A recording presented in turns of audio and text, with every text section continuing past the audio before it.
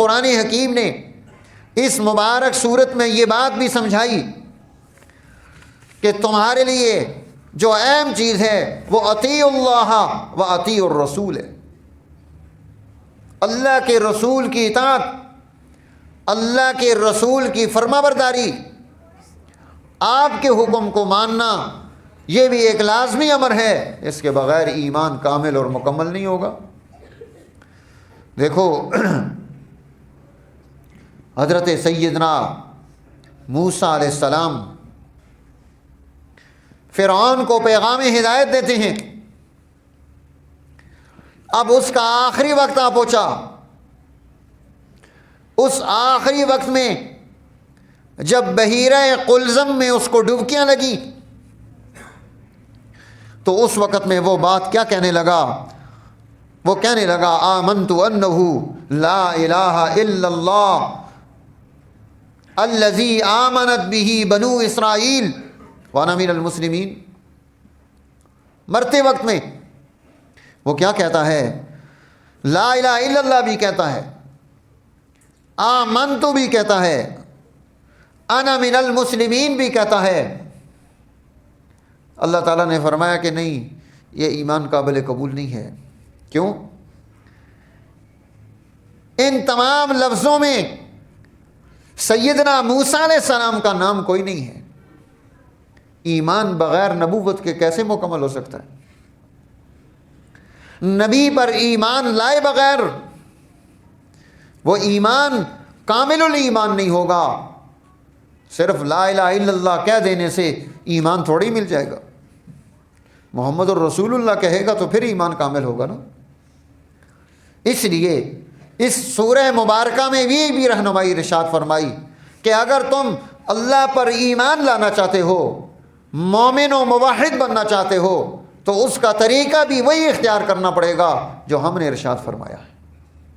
اور وہ کیا ہے؟ وہ اطیعوا الرسول ہے۔ ادھر فرعون کے پاس آنے والی جماعت حضرت سیدنا موسیٰ علیہ السلام کے مقابلے میں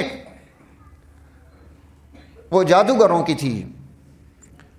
جب وہ فرعون کے پاس پہنچے تو کہنے لگے کہ ہمیں انعام کیا ملے گا اگر ہم جیت گئے؟ اس نے کہا تمہیں ہمارے دربار میں کرسی ملے گی۔ اب وہ جب مقابلے میں آ رہے ہیں تو کہتے ہیں بعزت فرعون انا لغالبون، فرعون کی عزت کی قسم ہم غالب ہو جائیں گے، ہم موسیٰ کو ہرا دیں گے۔ ادھر سیدنا موسیٰ علیہ السلام سے جب ان کا مکالمہ ہوتا ہے، مکالمے کے بعد انہیں یہ بات سمجھ آ گئی۔ جب حضرت سیدنا موسیٰ علیہ السلام نے اپنی اس عصا اور سوٹی کو زمین پر پھینکا، کانہا جان، وہ ایک اژدہا بن گیا، بڑا سانپ بن گیا، پھنپھنا رہا ہے۔ جب اسے پکڑا تو سوٹی بن گئی۔ اب وہ سمجھ گئے، پہلے گفتگو بھی ہو چکی تھی موسیٰ علیہ السلام سے، اب یہ تھوڑی دیر کی 1 to 1 گفتگو ہے مقابلے میں آنے سے پہلے، اور پھر وہ معجزہ ان کے سامنے پیش کیا جاتا ہے۔ وہ اس اپنے دور کے ماہرین ترین لوگ تھے، علم کے ماہرین تھے، وہ جادو کے ماہر تھے، انہیں پتہ تھا جادو کیا ہوتا ہے، یہ نظر بندی کیا ہوتی ہے۔ جب انہوں نے اس عصا کو سانپ بنتے ہوئے اور ان کے سانپوں کو جو ہے وہ ہڑپ کرتے ہوئے دیکھا، پھر اسے پکڑا تو سوٹی ہے، وہ سمجھ گئے۔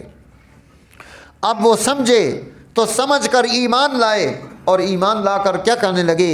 آمنا برب موسیٰ و ہارون، ہم رب موسیٰ پر اور رب ہارون پر ایمان لے کر آئے۔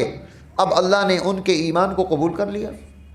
کہاں وہ درجہ کفر پر کھڑے ہیں، کہاں یہاں پہنچتے ہیں۔ اب فرعون کی ہر سختی کو برداشت کرنے کی ان کے اندر ایمان نے ہمت اور قوت پیدا کر دی۔